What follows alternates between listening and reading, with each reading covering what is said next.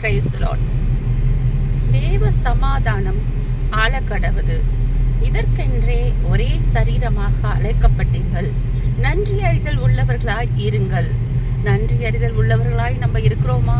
இன்னைக்கு ஏப்ரல் மந்தோட கடைசி நாள். இன்னைக்கு கர்த்தர் எவ்வளவோ இந்த மாதம் பொழுவோ எவ்வளோ கடினமான பாதையை நம்ம சந்திக்க வேண்டிய சூழ்நிலையாக இருக்கும். எவ்வளோ ப்ராப்ளமாக ஃபேஸ் பண்ணியிருப்போம். எவ்வளோ போராட்டத்தின் மத்தியிலையும் நம்மளை இந்த கடைசி நாளில் கொண்டு வந்துட்டாரு. நாளைக்கு புதிய மாதத்தை நமக்கு கொடுக்க போகிறாரு. அதற்கு இந்த மாதத்துக்கு குறிய அந்த வெள்ளம் 30 நாளைக்குரிய எவ்வளோ வெள்ளத்தை கொடுத்துருப்பாரு. எவ்வளோ பிரச்சனையை தாங்கக்கூடிய அந்த வெள்ளத்தை கொடுத்துருப்பாரு. தாண்டறதுக்கும் தப்பு வைக்கிறதுக்கும் கர்த்தர் எவ்வளோ நம்ம கூடயே இருந்திருப்பாருல. ஒவ்வொரு நாளும் நம்ம கூட நடை போட்டுட்டு இருந்திருப்பாரு. அப்போ கர்த்தரை நம்ம நன்றி செலுத்தணும். எப்பயுமே நன்றி அறிதல் உள்ளவர்களாய் நம்ம இருக்கணும். அவர் கிறிஸ்துவோட சரீரம், நம்ம ஒரே சரீரமாக அதனால தான் அழைக்கப்பட்டிருக்கோம். எப்பயுமே கர்த்தர்கிட்டேருந்து அற்புதத்தை பெற்றதுக்கப்புறம் நம்ம நன்றி இல்லாமல் இருக்கக்கூடாது. எவ்வளோ நன்மை செஞ்சிருக்காரு. இன்றைக்கி நம்ம உயிரோடு இருக்கிறதே ஒரு நன்றி நமக்கு கொடுத்த பாக்கியம்தான். எவ்வளோ கொரோனா எவ்வளோ பேர் அழிவுக்குள்ளே போய் எத்தனையோ ஆத்துமாக்கள் இறந்து போயிட்டாங்க. ஆனால் இன்று வரைக்கும் நம்மளை அதிசயமாக வழி நடத்துகிற கர்த்தரையை நம்ம எப்பொழுதும் சோஸ்தரிக்கணும், நன்றி செலுத்தணும். கர்த்தர் நம்ம கூட இடைப்படணும். அதே நேரத்தில் இந்த கடைசி நாளில் நம்ம கர்த்தருக்கு அதிகமாக நன்றியை செலுத்தணும், சோஸ்திர பலியை செலுத்தணும். சோஸ்திர பலிகள் செலுத்துகிறவன் உதடுகளின் கனிகளாகிய சோஸ்திர பலியை செலுத்த கடவன் சொல்லி நம்ம வேதத்தில் வாசிக்கிறோம். நம்ம ஒவ்வொரு நாளும் என்ன பண்ணணும்? சோஸ்திர பலியை செலுத்தணும் கர்த்தருக்கு. ஏன்னா அவர் ரொம்ப சந்தோஷப்படுவார். இப்போ நம்ம ஒரு ராஜா இருக்கிறாரு. அந்த ராஜாவை உள்ள இருக்க அந்த மந்திரிகள், அந்த சேவகர்கள், போர் சேவர்கள் எல்லாமே மக்கள் எல்லாமே வாழ்த்துறப்ப, வாழ்க ராஜா, ராஜா வாழ்க வாழ்கன்னு சொல்றப்ப அவர் எவ்வளோ சந்தோஷப்படுவார். சந்தோஷப்பட்டு அவருக்கு என்ன பண்ணுவாங்க? பொண்ணு பொருள் எல்லாம் அள்ளி கொடுப்பார். அதே மாதிரி நம்ம உலகத்தை படைத்த அண்ட சராசரங்களையும் படைத்த தேவனுக்கு நம்ம நன்றி செலுத்துறவங்களா இருக்கணும். எப்பயுமே நம்ம நன்றி அறிதல் உள்ளவர்களா இருக்கணும். ஒவ்வொரு நாளும் நம்ம நன்றி செலுத்தணும். ஒவ்வொரு நாளும் காலை எழுந்திருக்கிறப்பயே நன்றி செலுத்தணும் நம்ம.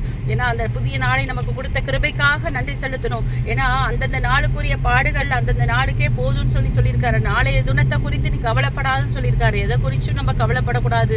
என் வீட்டில் இவ்வளோ பிரச்சனை, போராட்டம், என்ன பிரச்சனை, என்ன போராட்டம், என்ன பெரிய கேன்சராக இருந்தாலும் நமக்கு ஒரு டைம்ன்றப்ப நமக்கு ஒரு வியாதியை கொடுத்தாலும் அதன் மத்தியிலையும் நம்மளை எழுந்திரிச்சு நடக்கிறதுக்கு அந்த தெம்பை கொடுக்குறாரு. வேலைக்கு போக கொடுக்குறாரு, தெம்பை கொடுக்குறாரு.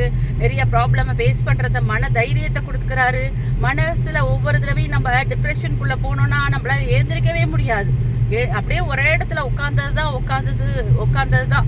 ஆனால் அதுலேருந்து நம்மளை திருப்பி மீண்டும் வர எழுந்து ஓட வைக்கிறாரு. குதிரைகள் யுத்தத்திற்கு ஆயத்தமாகும், ஜெயமோ கர்த்தரால் வரும்ன்ற வேத வசனத்தின்படி ஒவ்வொரு நாளும் கர்த்தர் நம்ம கூட என்ன பண்ணுறாரு?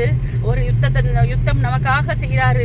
நம்ம வானமண்டலங்களில் பொல்லாத ஆவிகள், சேனைகள் எல்லாமே நமக்கு விரோதமாக செயல்படுறப்ப கர்த்தர் இந்த நேரத்தில் நமக்காக யுத்தம் செய்வார். இதை கேட்டுக்கொண்டுட்டு இருக்க தேவ பிள்ளையே, உம்மை பார்த்து தான் கர்த்தர் சொல்கிறாரு, நான் உனக்காக யுத்தம் செய்வேன், நீ சும்மா இரு, எதை குறிச்சும் கவலைப்படாத, வெறும் நன்றியை மட்டும் எனக்கு செலுத்து, நன்றி அறிதல் உள்ளவரா மட்டும் இரு, நான் உன்னை பார்த்து கொள்ளுவேன், அப்பா பாதுகாப்பேன். சிங்கக்குட்டிகள் தாழ்ச்சி அடைந்து பட்டினியாய் கிடக்கும், கர்த்தரை தேடுகிறவர்களுக்கோ ஒரு நன்மையும் குறைவுபடாது.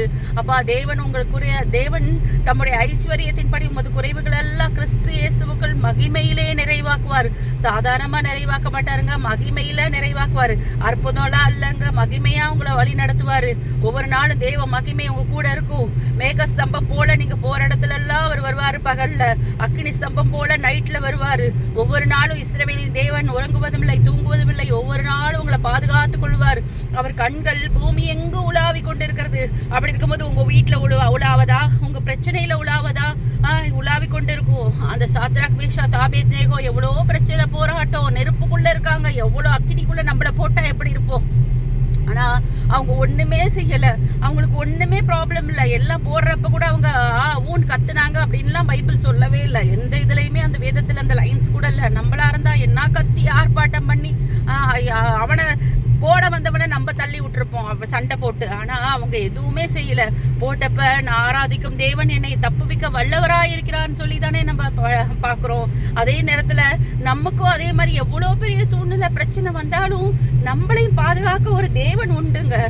கண்டிப்பா அவர் கைவிட மாட்டாரு. அவர் நம்ம கூடயே இருக்கிறாரு. இந்த மாதிரி சூழ்நிலையப்பெல்லாம் கர்த்தருக்கு சோஸ்திரம் செல்லுங்க. எல்லாவற்றையும் கூறிய சோஸ்திரத்தோட விண்ணப்பத்தோட தேவனுக்கு தெரியப்படுத்துங்க. ஒவ்வொரு விண்ணப்பத்தையும் சோஸ்திரத்தோட தேவனுக்கு தெரியப்படுத்துங்க. அப்ப உங்களை அவர் பாதுகாத்து கொள்ளுவாரு. உதவி செய்யுங்கப்பா. இந்த நேரத்துல கேட்கறவங்க எல்லாருக்கும் ஒரு அற்புதத்தை செய்யுங்க ஏசப்பா. அப்பா, கேட்கிற ஒவ்வொருத்தரையும் என்னென்ன விஷயத்துக்காக கேட்டுக்கொண்டுட்டு இருக்காங்களோ அவங்க எல்லாத்துக்கும் ஒரு அற்புதத்தை அதிசயத்தை செய்யுங்க ஏசப்பா. உதவி செய்யுங்கப்பா. ஒவ்வொருத்தருக்கும் உதவி செய்யுங்க. அவங்க எந்த நேரத்துல அப்பா எஜமானின் கண்கள்ல எங்களுக்கு தயவு கிடைக்கணும் ஏசப்பா. அப்பா, இரக்கம் செய்யுங்க. ஒவ்வொருத்தருக்கும் அற்புதம் செய்யுங்க ஏசப்பா.